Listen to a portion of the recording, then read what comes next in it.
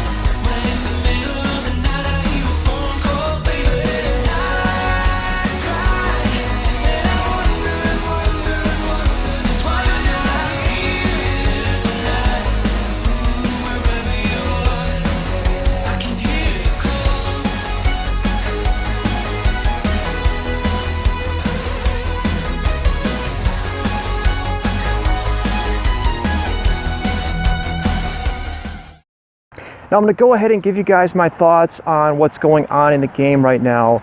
And we're at a very interesting transitional time, I would say, in tennis. And it kind of reminds me a lot of the way tennis was maybe 20 years ago or a little bit before that, where Federer was starting to break through on the scene, but yet you still have Agassi, you still have Sampras, you still have some of those older guys from Agassi's generation that were periodically able to break through and win Grand Slam titles. Now, the biggest difference from back then to today is the fact that the big three and the old guard, if you will, are winning everything pretty much. And with the sole exception of Carlos Alcaraz, the young guys aren't able to do anything against the old guard. And that's a serious problem in tennis.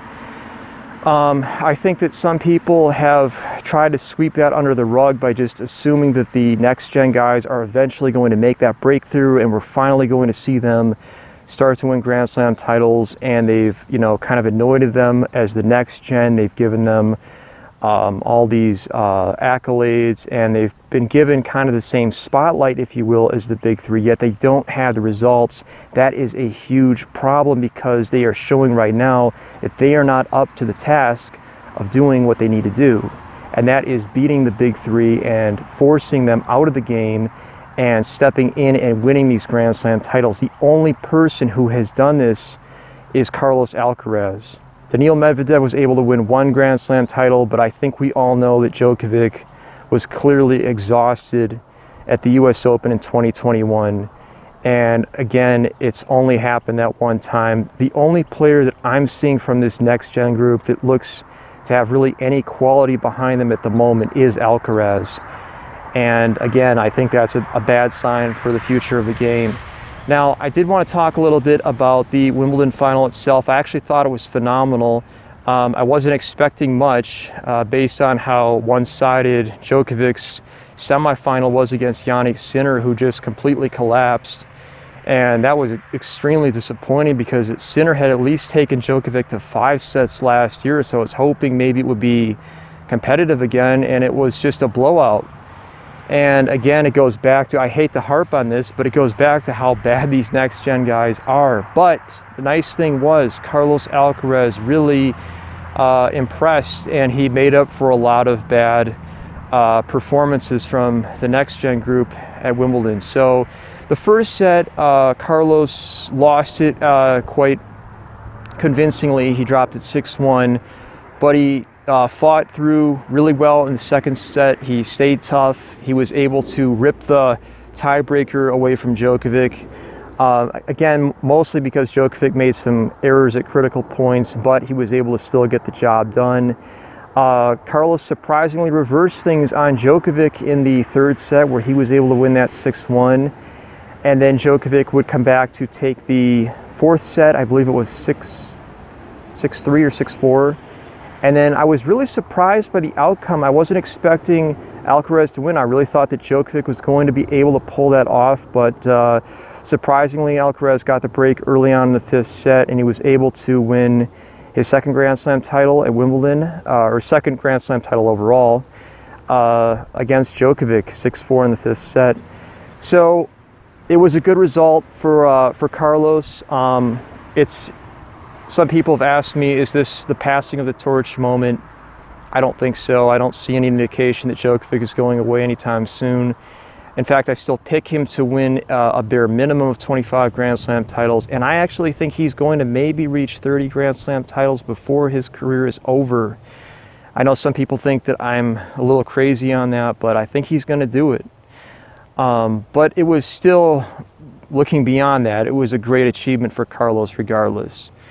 I think that Carlos needs a lot more of these matches going forward because he has very weak competition, and we kind of know that now. We kind of know that Jannik Sinner is not up to the task of being an all-time great, or even really maybe like a Roddick level, and or maybe like a Stan level. I'll be a little bit more fair about it. And I don't know about Holger Rune. You know, he's young, but really we don't know at this point. And then if you go back to the older guys, Medvedev, Rublev, Shapovalov, Kyrgios, if you want to throw them in there, Aliassime, those players, I would say no, none of those guys are up to the task whatsoever of winning a Grand Slam title because, except for Medvedev, who's already done it, but they're not up to it because they don't have the weaponry, they don't have the abilities, they don't have the desire maybe, I don't know, but they don't have it. And that's just, it's as simple as that. And we're going to have to wait, I think, a few more years to see someone who's younger who can step up to challenge Alcaraz. And probably that's when the game is going to be more fun to watch for people who are tired of seeing the big three dominate all the time. It's going to take up to that point to really see something that's competitive again. Personally, I've enjoyed it. I really enjoyed watching the big three. I grew up with those players, so I'm not in any hurry to see them retire from tennis.